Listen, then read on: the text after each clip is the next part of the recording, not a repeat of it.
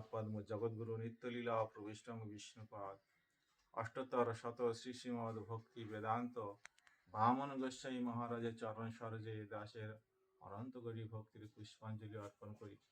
তৎপশ্চাৎ শিক্ষা গুরুবর্গের চরণে সাষ্টাঙ্গ দণ্ডবত প্রণতি জ্ঞাপন করি। তিরুন্ডি স্বামী ভক্তি বেদান্ত তিরুন্ডি গোস্বামী মহারাজের চরণ সরোজে সাষ্টাঙ্গ দণ্ডবত প্রণতি জ্ঞাপন করি। আজকের শ্রী একাদশী তিথি মাধব তিথি ভক্তি জননী যতনে পালন করি, কৃষ্ণ বসতি বসতি বলি পরম আদরে বলি। প্রত্যেক একাদশীতে যুধিষ্ঠির মহারাজ ভগবান শ্রীকৃষ্ণকে প্রশ্ন করে থাকেন একাদশী সম্বন্ধে, একাদশীর মহিমা জানবার জন্য। তো আজকের যে একাদশী, সেই একাদশীর কথা জানবার জন্য যুধিষ্ঠির মহারাজ তিনি ভগবান শ্রীকৃষ্ণকে প্রশ্ন করেছেন।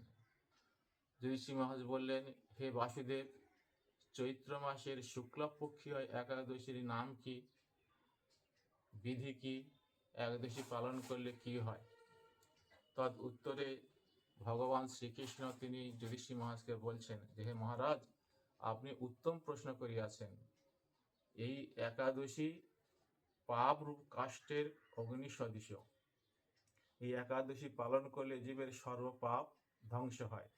এই সম্পর্কে একটা পুরানো কাহিনী আছে, সেই কাহিনী তোমাকে বলছি, শোনো। পুরাকালে মহারাজ দিলীপ তিনি বৈশিষ্ট্য ঋষিকে প্রশ্ন করেছিলেন। বৈশিষ্ট্য ঋষিকে তিনি এই একাদশীর মহিমা জানবার জন্য প্রশ্ন করেছিলেন। বৈশিষ্ট্য ঋষি তখন একটি উপাখ্যান বলেছিলেন যে নাগপুরের একজন রাজা ছিলেন, তিনি তার নাম হলো পুণ্ডরীক।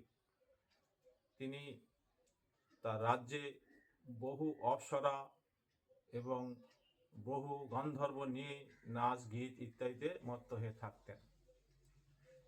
তার মধ্যে ললিতা নামে একজন অপ্সরা, ললিত নামক একজন গান্ধর্ব, এরা খুব নৃত্য গীত করতে ভালোবাসতেন।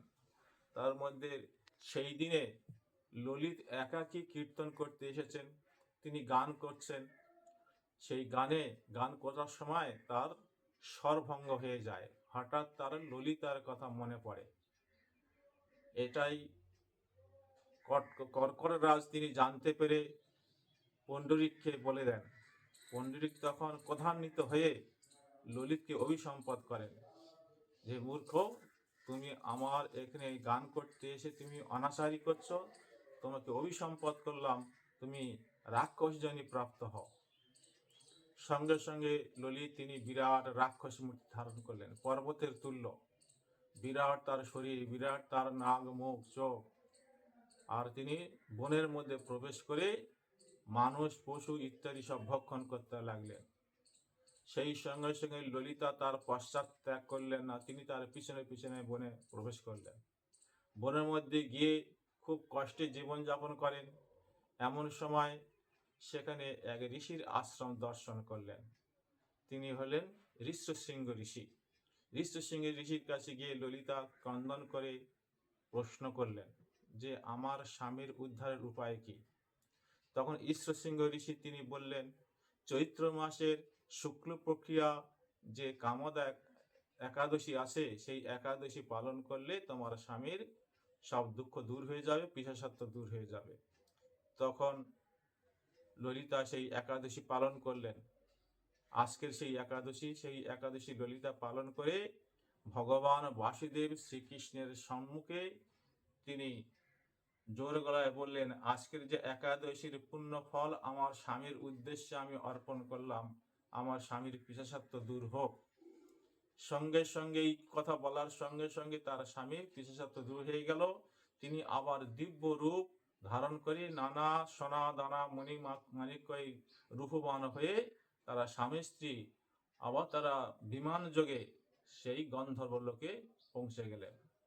মহারাজ দিলীপকে এই কথা বলেছিলেন বৈশিষ্ট্য ঋষি, সেই কথাটাই কৃষ্ণ তিনি যুধিষ্ঠির মহারাজকে শোনালেন।